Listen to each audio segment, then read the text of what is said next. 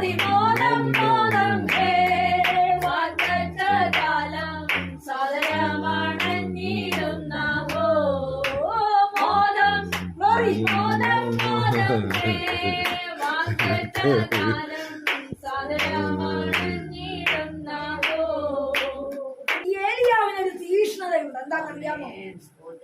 എന്റെ ദൈവം പറയുന്ന പോലെ ചെയ്യുന്ന ദൈവമാണ്. അതുകൊണ്ട് ഇവൻ പ്രാപിച്ച അഭിഷേകം ആർക്കും നഷ്ടപ്പെട്ടു. ആഹാബിന്റെ മുമ്പിൽ ചെന്നപ്പോ ഒറ്റയ്ക്ക് ഇരുന്ന് പ്രാപിച്ചത് ദൈവത്തിന്റെ വാക്കനുസരിച്ച് ഓരോ നിമിഷവും അതിനെ പിടിച്ചിരുന്ന് ഉപവസിച്ച് പ്രാർത്ഥിച്ച് ആ മുട്ടയുടെ പുറത്ത് ഇരുന്ന കോഴിക്കറിയാ എന്റെ കുഞ്ഞു വിരിയുമെന്ന്. ഞാൻ ഇരുന്നു കൊടുത്തത് സത്യമാ. ജീവൻ വയ്ക്കുമെന്ന് നമ്മള് പ്രാർത്ഥിക്കുന്ന വിഷയത്തിന് ഉറപ്പ് വേണം. എന്ത് ഇനിയും കൂടുതലുണ്ട് അല്ലേ? അതുകൊണ്ടാണ് ആഹാബ് നേരെ പോലും നോക്കിക്കാണത്തില്ല, പേടിച്ചിട്ട്. എന്താ ഇവിടെ ഭ്രാന്തന്റെ വേഷത്തിലാണെങ്കിൽ ഭ്രാന്തന്മാരെ കാണുമ്പോ മനുഷ്യർക്ക് പേടി. അന്നത്തെ പ്രവാചകന്മാരുടെ വേഷം അത് തന്നെ, ഭ്രാന്ത് വേഷമാണ്. തോൽവാറും അങ്ങനെയുള്ള കാട്ടുവേഷമാണ് ഒരേതൊക്കെ ഇരിക്കുന്നവരൊക്കെ. ഇവൻ ഈ ഭ്രാന്തക്കേട് വല്ലതും ചെയ്താലും അങ്ങനെ ദൈവം ഒരു വീതി കൊടുക്കണം. അവൻ പറയുന്നത് കേട്ടാലും കേട്ടില്ലേലും അതിലേക്ക് പിന്നിട്ടാന്ന് തോന്നലുണ്ട്. ആ ഏലിയാവ് തന്നെ മരിച്ചാ മതി. അപ്പൊ കേറണ്ട എതിരിന്റെ ശക്തി അവനെ ഭയപ്പെടുത്തി. പിന്നീടാണ് ഏലിയാവ് അവിടെ മഴ പെയ്ക്കുന്നതിന് മുമ്പ് ചില കാര്യമുണ്ട്. പ്രാർത്ഥിക്കുന്ന ഭക്തന്റെ ഉള്ളിൽ മഴയുടെ മുഴക്കം.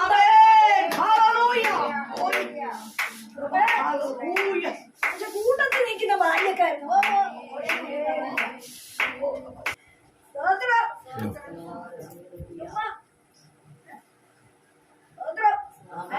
പക്ഷെ ഏലിയാവ് അങ്ങനെയല്ല. നേരിയുള്ള ഭക്തൻ നീന്നോട് ചെന്ന് നോക്കാനുണ്ട്. 1, 2, 3, 6 പ്രാവശ്യം ചെന്ന് വെറുതെയാ, ഒന്നുമില്ല. 7ാം പ്രാവശ്യം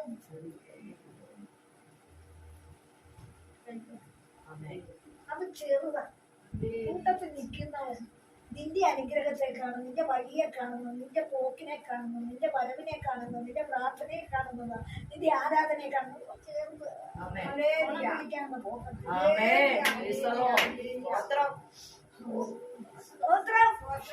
6 പ്രാവശ്യം കണ്ടു പോന്നിട്ടുണ്ടെങ്കിൽ നടക്കൂ. എവിടെ ദൈവാത്മാവ് 7 പ്രാവശ്യം പറഞ്ഞിട്ടുണ്ടോ അവിടെ വിടുതൽ ഉണ്ടായിട്ടുണ്ടോ? സാന്നിധ്യം ചുറ്റിക്കിറങ്ങിയപ്പോ 7 പ്രാവശ്യങ്ങൾ 7ാം പ്രാവശ്യമാ മതിലിടിഞ്ഞു. അങ്ങനെ എവിടെയൊക്കെ 7ാം പ്രാവശ്യം പറഞ്ഞിട്ടുണ്ടെന്ന് വേദോത്സവത്തിൽ കിടപ്പുണ്ട്. അതുകൊണ്ട് ചില കാര്യം നടക്കണമെങ്കിൽ ദൈവാത്മാവ് പറയുന്നത് പോലെ ചെയ്തോണം. നീ ബുദ്ധി കൊണ്ട് എത്ര അളന്നാലും അളവ് കിട്ടത്തില്ല. അളവ് വലിയ പ്രവാചകൻ എലീശ നാളെ ഈ നേരത്ത് ആഹാബിനോട് എന്നതായിരുന്നു. ആഹാബിനോട് പറഞ്ഞു ഭാര്യ പെണ്ണുപിള്ള എന്നാ പറഞ്ഞു, അവനെ കൊന്നു കളയണം നമുക്ക്. പിന്നെ അവൾ പറഞ്ഞിട്ട് ആജ്ഞ എന്നാന്നറിയാം, അവളുടെ കമാൻഡിങ് പവറൊന്നും വരിക നാളെ ഈ നേരത്ത് മറ്റൊരു പ്രവാചകൻ എന്ന് പറയാം, നാളെ ശമരിയുടെ പഠിക്കാൻ നാളെ ശമരിയുടെ പഠിക്കൽ ശേഖൻ 2 യവവും വിൽക്കുമെന്ന് യഹോവ അരുളി ചെയ്യും.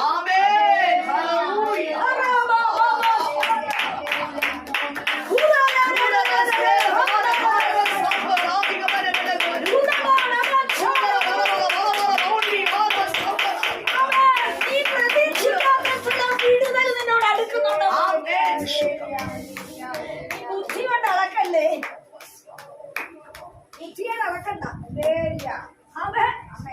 പ്രവാചകൻ ദൂത് പറയുമ്പോ ദൂതൻ ഇറങ്ങിയിരിക്കുക. ആ ദൂതൻ എന്ത് ചെയ്യുന്നു? ഓടിക്കേറിയത് പ്രവർത്തിക്കേണ്ടവന്റെ ഉള്ളിലോട്ട്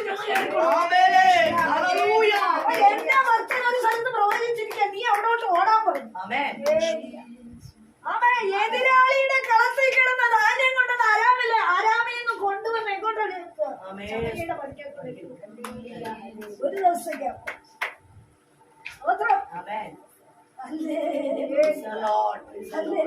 പുച്ഛിച്ചാണെന്താ ചവിട്ടുകൊണ്ട് നിന്റെ പ്രാർത്ഥനയുടെയും നിന്റെ ആരാധനയുടെയും നിന്റെ വിടുതന്റെയും അനുഭവത്തെ ചോദ്യം ചെയ്യുന്നവർ അനുഭവിക്കത്തില്ല.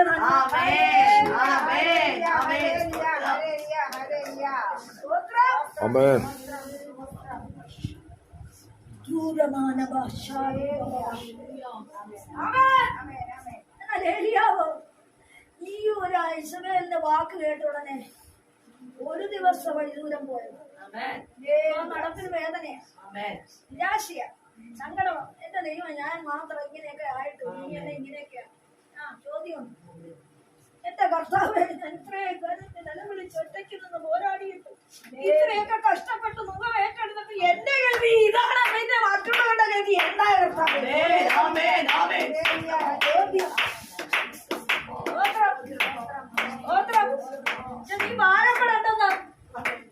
നീ ഭാരപ്പെടണ്ടെന്ന് മതി.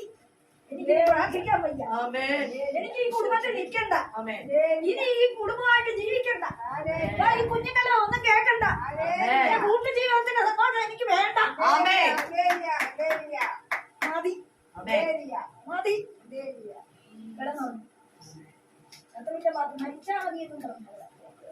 പക്ഷെ അവിടെ എന്ത് ചെയ്തു? എന്താ ചെയ്തത്? ദൂരം വന്നേച്ച് ഒരു തട്ട് വെച്ച് കൊടുക്കും. ഭക്തനെ തട്ടിയ നടപടിയാ, എന്നാൽ എതിരാളിയെ തട്ടിയാൽ അവന് വീഴ്ച.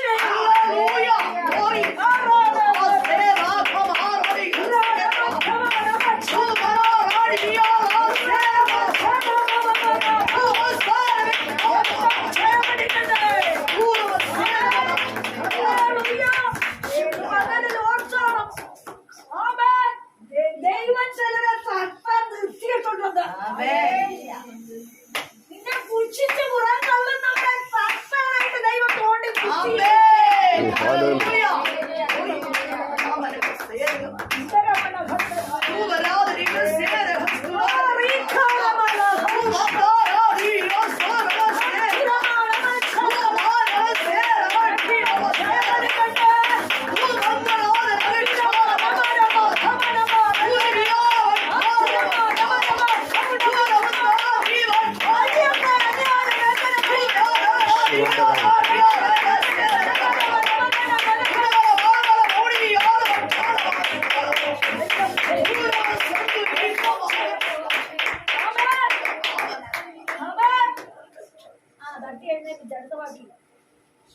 അവനെ തട്ടി അവനോട് എഴുന്നേറ്റ് തിന്നുക എന്ന് പറഞ്ഞു. അവൻ ഉണർന്നു നോക്കിയപ്പോൾ അനൽമേറ്റുള്ളവരുടെയും വെള്ളവും തലക്കിലിരിക്കുന്നത് കണ്ടു. തിന്നാനായിട്ട് നമ്മൾ ഉണ്ടാക്കി വെച്ചു തിന്നാനും തട്ടിക്കൊടുക്കണം. ഉണ്ടാക്കിയാ പോരെ, പിന്നെ വേണ്ടാത്തതൊക്കെ കേട്ട് വേണം തിന്നാൻ. അല്ലേ? ഇവിടെ കയ്യിലിരിക്കുന്ന മേടിച്ച് തിന്നാൻ ചെന്ത് ചെയ്യും? നമുക്കൊന്ന് തട്ടിയാൽ ഇതൊക്കെ ദൈവം കാണുന്നുണ്ട്. ഈ ഭക്തനോ കിടന്നുറങ്ങിക്കളഞ്ഞ ആരോടും ഒന്നും പോകുന്നില്ല. അപ്പൊ ഭക്തന്മാരെന്ത് ചെയ്യും? എനിക്ക് മരിച്ചാ മതി, നിരാശ കയറി കിടന്നു ഉറങ്ങി. എന്നാൽ വീണ്ടും ദൂതൻ രണ്ടാം പ്രാവശ്യം വന്ന 2 പ്രാവശ്യം തട്ടിയത്. ആമേൻ. പല തട്ടുകൊണ്ടവര് നിന്റെ ചുറ്റിനും ഉണ്ട്. പല തട്ടുകൊണ്ടവര് നിന്നോടൊപ്പം ദേശത്ത് ചിലരുണ്ടെന്ന് അവൻ ബാധിക്കുന്ന ചിലരെ താഴ്ത്താൻ പോകും.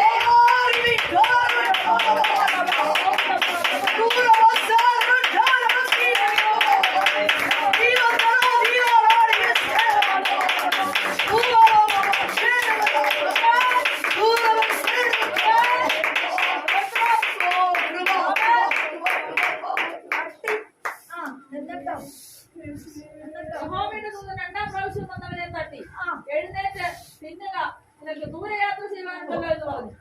അവൻ എഴുന്നേറ്റ് തിന്നു കുടിച്ചു. ആ ആഹാരത്തിന്റെ ബലം കൊണ്ട് 40 പകലും 40 രാവും ദൈവത്തിന്റെ പർവ്വതമായ ഹോരയോളം നടന്നു. നീ കുഞ്ഞു കുറിച്ച് കാലിന്റെ മുട്ടിന്റെ ഇടയിൽ തലവെച്ച് എത്ര നേരം ആമേ ശത്രുവിന്റെ മുമ്പിൽ കിടന്ന് പ്രാർത്ഥിച്ചെന്നുള്ളത് ദൈവത്തിന് അറിയാം. വ്യത്യന്തരമില്ലാതെ ശത്രുവിന്റെ മുമ്പിൽ ആമേ ഹല്ലേലൂയ ദൈവമേ നിന്റെ പ്രവൃത്തി ഒന്ന് വെളിപ്പെട്ട് വരണേ. ആരോടും പറഞ്ഞറിയിക്കുവാൻ വയ്യാത്ത തടസ്സങ്ങളുടെ മുമ്പില്, ബാധിക്കുന്ന എതിരുകളുടെ മുമ്പില്, മുമ്പോട്ട് വിടുകയില്ലെന്ന പ്രശ്നങ്ങളുടെ മുമ്പില് എത്ര നാൾ നീ കുനിഞ്ഞു കുത്തിയിരുന്നു പ്രാർത്ഥിച്ചെന്നുള്ളത് ദൈവത്തിന് അറിയാം. അതുകൊണ്ട് ദൈവം കണക്ക് വെച്ചു എന്താണ് ആമേ എടാ ഞാൻ നിനക്ക് ചുട്ടത് വരാൻ പോകും. ഞാൻ തട്ടിയപ്പോ നീ എഴുന്നേറ്റില്ല, എന്റെ വാക്കനുസരിച്ചില്ല. അച്ഛനെ തട്ടി അവൻ എഴുന്നേക്കും, അച്ഛനെ തട്ടിയാൽ അവൻ എഴുന്നേക്ക് ഓടും, ഓടടുത്ത് പോകും. ശത്രുവിനെ തട്ടിയാൽ അവൻ വീഴും. ശത്രുവിനെ തട്ടിയാൽ അവൻ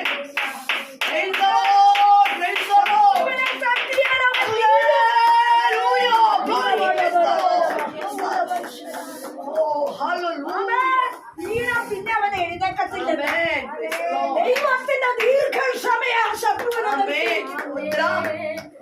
പറഞ്ഞിട്ടുണ്ടല്ലോ, ഗോതമ്പിന്റെ കൂടെ കള നിന്നോട്ടോ, നിങ്ങളൊന്നും പോകണ്ട, ഞാനത് ചെയ്തോളാമെന്ന്. എന്നാൽ ഗോതമ്പിന്റെ കൂടെ കള നിൽക്കുമ്പോ കളയാണ് മാന്യനെന്നും പറഞ്ഞാൽ കളയ്ക്കാ മാന്യൻ. അയ്യ എന്റെ പപ്പും തൊക്കലൊക്കെ ഒന്ന് നോക്കിക്കേ, ഞാൻ ഉയരത്തിൽ പറക്കുന്ന സാധനം പറഞ്ഞ, കാരണം ഇവന് പണിയില്ല, പാമ്പില്ലാത്തത് കൊണ്ട് ഇവ പറന്നിരിക്കും. പക്ഷേ ആമേ ആമേ അവനെ പറിച്ചു കളയാൻ നിർത്തി. നമ്മൾ ചോദിക്കുക എന്തുകൊണ്ട് കർത്താവേ ഒരു കാര്യം നടക്കുന്നില്ലല്ലോ, എന്തുകൊണ്ട് കർത്താവേ എതിരാളി ഇങ്ങനെ ഉയർന്നു വരുന്നു, എന്തുകൊണ്ട് അവൻ വമ്പ് കാണിച്ച് മുമ്പിൽ കൂടെ ഓടുന്നു, എന്തുകൊണ്ട് കർത്താവേ സൂക്ഷിച്ചോണ്ടിരിക്കുന്നു, ആമേ നമ്മളെ അക്രമം ചെയ്യുന്നത് എന്തുകൊണ്ട്, നമ്മളോട് വാദിക്കുന്നത് എന്തുകൊണ്ട്, കാണാവുന്ന പ്രക്രിയ മുഴുവൻ ചെയ്ത് വീടിക്കാൻ നോക്കുന്നത് എന്തുകൊണ്ട്, എന്റെ ദോഷമേതുമായി കാണോ കർത്താവേ. നമ്മൾ നിരാശപ്പെട്ട് പല ചോദ്യം ദൈവത്തോട് ചോദിക്കും. പക്ഷെ ദൈവം പറയുക, കുഞ്ഞേ ആമേ നീ തൂക്കാൻ പോകുന്ന ആമേ മരണവിധിക്ക് കാത്തു കിടക്കുന്നത് ഇഷ്ടം പോലെ തീറ്റി കൊടുക്കും. അവന്റെ ഇഷ്ടമെല്ലാം തലേ ദിവസം വരെ സാധിച്ചു കൊടുക്കും. അവനെ സുന്ദരനായിട്ട് ഒരുക്കിയിട്ടാണ് കയറുന്നത്. നീ ഓർത്തോണം, നിന്നെ പീഡിപ്പിക്കുന്നവരെ ദൈവം ദണ്ഡിപ്പിക്കാൻ പോവുകയാണ്. അവൻ നാളുകളായി നിന്റെ സ്വസ്ഥത കെടുത്തുന്ന ചിലരെ, നിന്റെ നന്മ മുടക്കുന്ന ചിലരെ, നിന്റെ തലമുറയുടെ വഴിയടയ്ക്കുന്ന ചിലരെ, അലഞ്ഞു നടക്കുമ്പോഴാക്കുന്ന ചിലരെ, നിനക്കെതിരായി നിന്നുകൊണ്ട് ബാധിക്കുന്ന ചിലരെ, കൂടുന്ന ചിലരെ, നിന്നെ അടച്ചു കളയുന്ന ചിലരെ, നിന്റെ തലമുറയുടെ വിദ്യാഭ്യാസം, അവരുടെ മുന്നേറ്റം, അവരുടെ ഭാവി, അവരുടെ വഴികൾ അടച്ചു രക്ഷിക്കുന്ന ചിലരെ ആമേ ദൈവം വ്യക്തികളെ തീരുമാനിച്ചിട്ടുണ്ട്.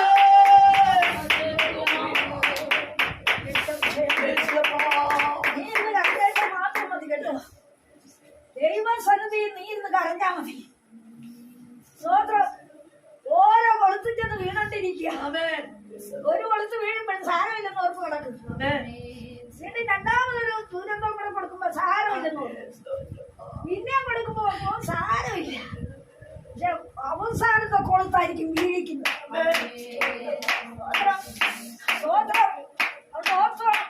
ഏലിയാവേ നീ ഒന്ന് അവൻ എഴുന്നേറ്റ്, ഞാൻ തന്ന ചൂടടങ്ങുണ്ട്, ഇത് കനലിന്മേൽ ചുട്ടതാടാ, നിനക്ക് അവൻ ഒരു ദൂരയാത്രയുണ്ടോ.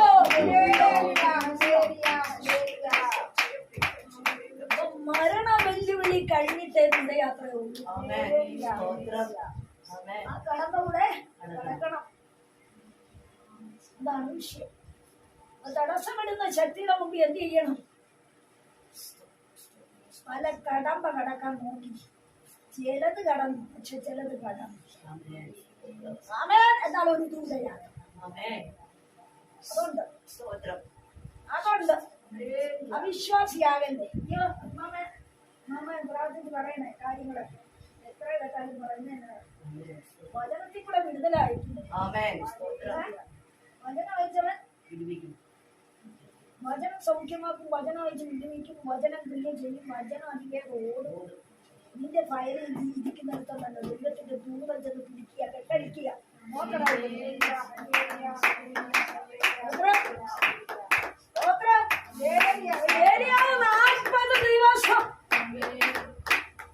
ദൈവത്തിന്റെ പർവ്വതമായ ഓരോന്ന് വരെ ഓർത്തെ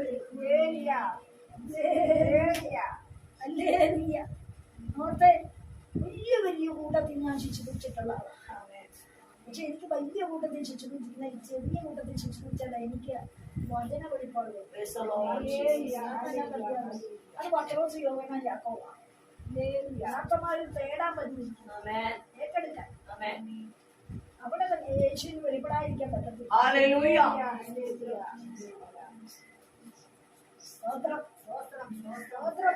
എന്താ ചെയ്യേണ്ടത്? ഓരോ വരെ പോകണമെങ്കിൽ എന്റെ കുഞ്ഞെ നിനക്ക് ഏതൊന്നും വേണ്ടടാ, നിന്റെ കൂടെ ഞാനുണ്ട്. പ്രതികൂല ഘട്ടത്തിൽ ദൈവത്തിന്റെ നടത്തിപ്പ്. നീ തളർന്ന സ്ഥാനത്ത് ദൈവത്തിന്റെ താങ്ങല്. നിന്റെ കാഴ്ചകളിലും ചുവട് വയ്ക്കുവാൻ വയ്യാത്ത അസ്വസ്ഥതയിൽ നീ താണു പോകുമ്പോൾ ആരുമറിയാത്ത ആശ്ലേഷിക്കുന്ന അവൻ തണുപ്പ് നിന്റെ ഉള്ളിൽ തന്ന അവൻ നിന്നെ കരങ്ങൾ വഹിച്ചിരിക്കുന്നു.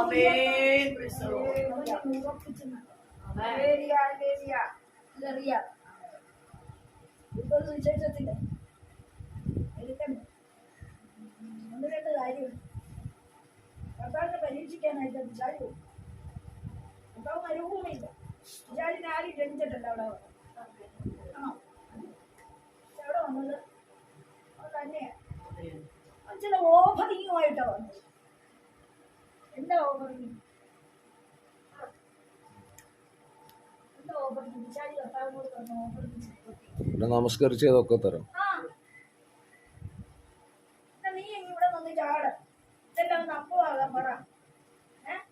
നീ എന്നെ ഒന്ന് വീണ, എന്നാൽ ഇതെല്ലാം തരാം.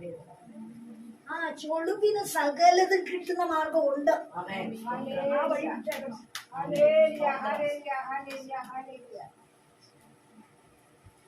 പിന്നെയും 3.5 വർഷം ശുശ്രൂഷ ചെയ്തിട്ട് ആദ്യ ആലയത്തില് ചട്ടുകിടന്ന ആലയത്തിൽ ചെന്നപ്പോ ഈ തിരുവഴുത്ത് നിവൃത്തിയാകത്തക്ക വണ്ണം ഇന്ന് ദൈവം പ്രവർത്തിച്ചിരിക്കുന്നു. എല്ലാവർക്കും സന്തോഷം. കണ്ണ് കാണും, ചെവിടർ കേൾക്കും, ചെവിടർ കേൾക്കും, മുടന്ത സൗഖ്യമാവും. ഇതേ ഞാൻ പ്രവർത്തിച്ചിരിക്കുകയാണ് പറഞ്ഞു. അത് എന്നെ അയച്ചിരിക്കുകയാണ് പറഞ്ഞു. എന്നിട്ട് പുസ്തകം കൊണ്ട് മടക്കി വെച്ച് അവിടെ ഇരിക്കുന്നു. ഇച്ചിരി കഴിഞ്ഞപ്പോ കർത്താവ് ഇത് പോകുന്നത് എന്താ പറഞ്ഞത്? പൊരുളങ്ങോട്ട് തിരിക്കാൻ തുടങ്ങി. ആലയത്തിൽ ഇരിക്കുന്നത് എന്താ? നയമാന്റെ മുഷ്ടമല്ലാതെ മാറില്ല. പല മുഷ്ടരോഗി ഇസ്രായേലിലുണ്ടാവും. പിന്നെ